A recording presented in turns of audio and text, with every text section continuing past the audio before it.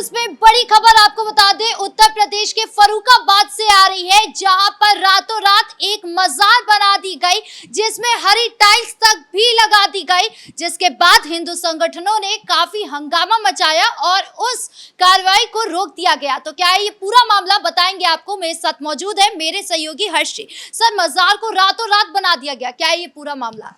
देखिए, कुछ कट्टरपंथी ऐसे हैं जो कि उत्तर प्रदेश में बवाल काटने की कोशिश कर रहे हैं, चाहे फिर संभल हो, बहराइच हो या फिर फर्रुखाबाद हो। खबर फर्रुखाबाद से है कि किस तरीके से रातों रात एक मजार बना दी जाती है और उसमें हरी टाइल्स भी लगा दी जाती है और उसके बाद हम देखते हैं कि मज़ारों पर अगरबत्ती भी लगा दी जाती है और बताया जाता है कि मज़ार कई साल पुरानी है। जबकि जो हिंदू लोग हैं वहाँ पर इलाके में रहने वाले, वो कहते हैं कि हमें तो कोई मज़ार यहाँ पर दिखी नहीं थी, लेकिन जब सुबह उठे तो हमें दिखा कि यहाँ पर रातों रात मज़ार बन गई। उसके बाद हिंदूवादी संगठनों ने इसका कड़ा विरोध किया है और वहाँ पर इसको लेकर काफ़ी बवाल मच रहा है। हालांकि पुलिस बल की मौजूदगी हो गई है, लेकिन मज़ारों को लेकर जो सियासत उत्तर प्रदेश में चल रही है, मज़ारों को लेकर जो बवाल कहीं ना कहीं उत्तर प्रदेश में चल रहा है, वो लगातार बढ़ता जा रहा है। अब देखिए, फर्रुखाबाद में पूरी जो तस्वीर सामने आई है वो भी अपने दर्शकों को समझा देते हैं, क्योंकि फर्रुखाबाद का जिक्र करते हैं तो फर्रुखाबाद में तकरीबन 4 से 5 मजारें ऐसी हैं जिन्हें पहले प्रशासन ने बुलडोजर चलाकर तोड़ा था और उसका विरोध कुछ कट्टरपंथियों ने किया था। अब कट्टरपंथियों ने ये सोचा कि अगर हमारी मज़ारों को तोड़ा गया है, जो मज़ारें अवैध तरीके से थी उनको तोड़ा गया था, तो जानबूझकर ऐसी कार्रवाई की गई कि रातों रात मज़ार बना दिया गया फर्रुखाबाद में, उसी जगह पर सामने, यानी जहां पर मज़ार को तोड़ा गया था उसी के सामने वो मज़ार बना दी गई। तो आखिर कुछ कट्टरपंथी क्या साबित करना चाहते हैं कि अगर योगी प्रशासन कार्रवाई करेगा तो हम उसका उल्टा दिखाने की कोशिश करेंगे कि हाँ, आप हमारे मज़ारों को बुलडोज़र से चला रहे हैं तो हम रातों रात मज़ार बना देंगे। अरे भाई, वो अवैध मज़ार थी जिस पर बुलडोज़र चला है और आप रातों रात मज़ार बना लेंगे तो कहीं ना कहीं कार्रवाई तो होगी। हालांकि हिंदू संगठनों में काफ़ी गुस्सा देखने को मिल रहा है, लेकिन अभी पुलिस बल शांत कराने की कोशिश कर रही है पूरे मामले को, क्योंकि आपने जिस तरीके से फतेहपुर मकबरा की तस्वीर देखी थी कि कैसे हिंदू और मुस्लिम संगठन एक आपस में कहीं ना कहीं भिड़ंत होने वाली थी, लेकिन पुलिस ने मोर्चा संभाल लिया। उसी तरीके की स्थिति कहीं ना कहीं फर्रुखाबाद में नजर आ रही है। अच्छा, मदरसे में जो एक्शन देखने को मिला, सबसे पहले तो यही सवाल उठता है कि मजार को रातों रात क्यों बना दिया गया? क्या इसकी मानसिकता थी? क्या संख्या कम होते जा रही है अवैध मदरसे मस्जिद की, इसलिए बनाया गया, या फिर जानबूझकर लोगों को उकसाने के लिए या माहौल को गरमाने के लिए इस तरीके का मजार बनाया गया? देखिए, कुछ कट्टरपंथी कहीं ना कहीं ऐसी तस्वीर पेश करने की कोशिश करते हैं, क्योंकि उनके पीछे कुछ मौलानाओं का हाथ होता है और कुछ ऐसी पार्टियों का हाथ होता है जो उन्हें संरक्षण देने का काम करती है। आपने देखा कि समाजवादी पार्टी की सरकार में किस तरीके से मज़ारों को स्थापित किया गया, जो कि अवैध तरीके से रही, जब समाजवादी पार्टी की सरकार ने कोई कार्रवाई नहीं की थी। हालांकि सर्वे उस टाइम भी होते थे और सर्वे में पाया जाता था कि, बताया जाता था, बाकायदा सर्वे हर जगह होता है, और जब सर्वे होता है तो बताया जाता है कि हाँ, इतने अवैध अतिक्रमण है, यहाँ पर अवैध अतिक्रमण है। प्रशासन की फिर जिम्मेदारी बनती है कि अवैध अतिक्रमण जहाँ जहाँ पर है वहाँ पर कार्रवाई करनी है या नहीं। लेकिन कार्रवाई करने से अखिलेश यादव ने अपने हाथ पीछे खींच लिए और इसी की वजह से हमने देखा कि चाहे फर्रुखाबाद है या फिर बहराइच है या फिर संभल है, क्योंकि अगर इन इलाकों की हम बात करते हैं तो यहाँ पर ज़्यादातर मुस्लिम आबादी है और यहाँ पर वोट बैंक के चक्कर में कहीं ना कहीं अखिलेश यादव ने अवैध अतिक्रमण को बढ़ने दिया, जिसका अंजाम ये हुआ कि लोगों में कहीं ना कहीं वो शह बढ़ गई कि हाँ, हम अगर अवैध अतिक्रमण करेंगे, खासकर कुछ कट्टरपंथियों में, तो हमें कोई कुछ कहने वाला नहीं है। जी, इस मामले में जो है बुलडोजर एक्शन को लेकर या फिर कई सीएम योगी की भी काबिलियत तारीफ करना चाहिए कि रातों रात अगर मजार बना तो एक तरफ बुलडोजर एक्शन भी हुआ है, और लगातार हम देख रहे हैं कि यूपी के अलग अलग जिलों में बुलडोजर एक्शन भी चल रहा है, तो उसको लेकर क्या कहेंगे? देखिए, उसको लेकर यही कहना चाहिए कि योगी आदित्यनाथ बड़ी समझदारी से काम कर रहे हैं, क्योंकि मज़ारों की अगर हम बात करते हैं तो मज़ारें अवैध हैं और पिछले दिनों हमने खबर भी बताई थी कि कैसे मज़ारों का सर्वे किया जा रहा है। बाकायदा जो कार्रवाई की जा रही है वो वैध तरीके से की जा रही है, लेकिन कुछ लोग उत्पात मचाने की कोशिश कहीं ना कहीं कर रहे हैं। आप फतेहपुर मकबरा का जिक्र कर लीजिए, क्योंकि उसका बार बार जिक्र हम इसलिए कर रहे हैं क्योंकि अभी अगर हम बात करें तो जिला अध्यक्ष जो बीजेपी के हैं वो बता रहे हैं कि वो ठाकुर जी का बहुत पुराना मंदिर है, लेकिन उस पर मकबरा बना दिया गया। और अगर मुस्लिम संगठनों का जिक्र करते हैं तो मुस्लिम संगठन ये कह रहे हैं कि औरंगजेब के ज़माने से मकबरा बना हुआ है, जिसे तोड़ने की कोशिश हिंदू संगठन कर रहे हैं। और फर्रुखाबाद का जहाँ हम खबर बता रहे हैं फर्रुखाबाद के लिए, फर्रुखाबाद में भी यही कही जा रहा है कि ये मजार बड़ी पुरानी है और मज़ार कहीं ना कहीं सालों साल पुरानी है।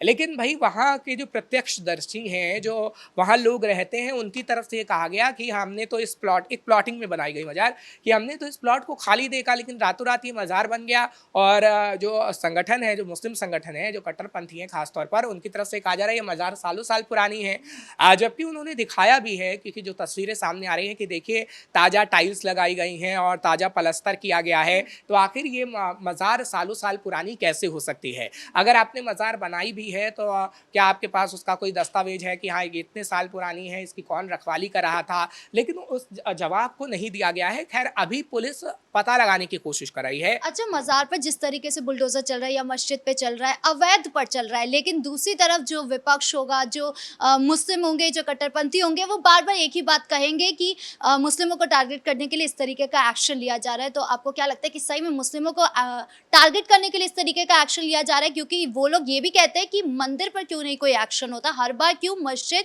मदरसे या ईदगाह आता है? देखिए, कोई भी मुसलमान ऐसा नहीं कहता है कि मस्जिद को टारगेट किया जा रहा है या किसी और मंदिर को या गुरुद्वारे को ऐसे को टारगेट किया जा रहा है। आप आम मुसलमान से बात करेंगी वो नहीं कहेगा, आप आम हिंदू से बात करेंगी वो नहीं करेगा। सिर्फ ये चीज़ें होती हैं विपक्षी पार्टियों के लिए, जो विपक्षी पार्टी ऐसा माहौल क्रिएट करने की कोशिश करती हैं।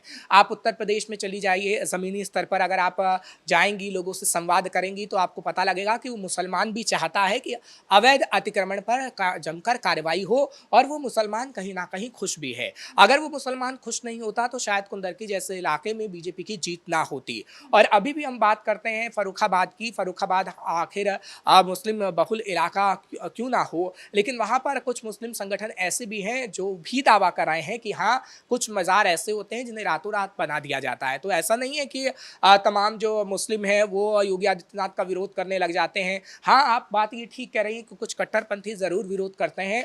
और विपक्षी पार्टी का जिक्र करें तो विपक्षी पार्टी एक माहौल बनाने की कोशिश करती है, एक माइंड सेट करती है, एक नैरेटिव गढ़ने की कोशिश करती है। क्योंकि जब तक विपक्षी पार्टियां नैरेटिव नहीं गढ़ेंगी तो लोगों का माइंड सेट आखिर कैसे बदलेगा? वो ये चाहती हैं कि लोगों का माइंड सेट योगी आदित्यनाथ के लिए बदले, एक नैरेटिव गढ़ा जाए। क्योंकि आपने देखा है कई नैरेटिव लोकसभा चुनाव के दौरान भी गढ़े गए थे योगी आदित्यनाथ को लेकर। उत्तर प्रदेश में अखिलेश यादव ने गढ़ा था, और राहुल गांधी ने गढ़ा था कि संविधान को नुकसान पहुंचाने की कोशिश की जा रही है, संविधान की प्रतियां लहराने की कोशिश की गई थी। लेकिन क्या संविधान को लेकर कुछ हुआ? संविधान में कोई बदलाव हुआ? हालांकि कांग्रेस के समय में ही संविधान में बदलाव हुए थे, लेकिन कांग्रेस वो नहीं बताती है। तो एक नैरेटिव होता है जिसे गढ़ने की कोशिश कहीं ना कहीं विपक्षी पार्टियां करती हैं। सत्ता अभी वोट चोरी का कर रही है। हाँ, माहौल बनाने के लिए अभी वोट चोरी का आरोप लगाया जा रहा है। तमाम चीजें हैं जो कहीं ना कहीं की जाती है, क्योंकि उत्तर प्रदेश सबसे बड़ा सूबा है। लोकसभा सीटें की अगर बात करते हैं तो सबसे ज्यादा, अगर विधानसभा सीटों की बात करते हैं तो देखिए विधानसभा सीटें सबसे ज्यादा हैं। तो अब 2027 के लेकर कहीं ना कहीं ये तस्वीरें सामने आ रही हैं। क्योंकि आप भी कह सकती हैं कि कुछ लोगों का संरक्षण जरूर मिल रहा है, खासतौर पर विपक्षी पार्टियों का। अगर रातों रात मज़ार बना दी जा रही है तो किसी के शह पर ही बनाई गई होगी। आप या मैं या कोई आम इंसान जाकर रातों रात मज़ार नहीं बना सकते हैं। अच्छा, चुनाव के पर्सपेक्टिव से पूछे तो चुनाव में आपको क्या लगता है कि योगी का बुलडोजर चलेगा, या फिर जो संरक्षण दे रहे हैं इन लोगों को इस मज़ार बनाने के लिए या ऐसे करने के लिए, तो आपको लगता है कि सीएम योगी इस बार हार सकते हैं? क्योंकि जिस तरीके से बुलडोजर चला रहे हैं तो इसको लेकर विरोध भी हो रहा है, कुछ कट्टरपंथी जो है वो लगातार विरोध कर रहे हैं, जिन्हें चुभ रहा है ये। देखिए, योगी आदित्यनाथ की जीत आगे आने वाले समय में निश्चित है। हाँ, हम भविष्यवाणी नहीं कर सकते हैं, लेकिन योगी आदित्यनाथ ने जब भी बुलडोज़र चलाया है तो योगी आदित्यनाथ की तारीफ हुई है। आपने देखा है कि अभी हाल ही में जब हमने खबर बताई थी तो अतीक के कई करीबियों पर बुलडोज़र चला है, क्योंकि हमने देखा है किस तरीके से ज़मीनों को हड़पा गया है। मुख्तार अंसारी की बात करते हैं तो मुख्तार अंसारी के करीबियों की संपत्तियों पर बुलडोज़र चला, क्योंकि ज़मीनों को हड़पा गया है।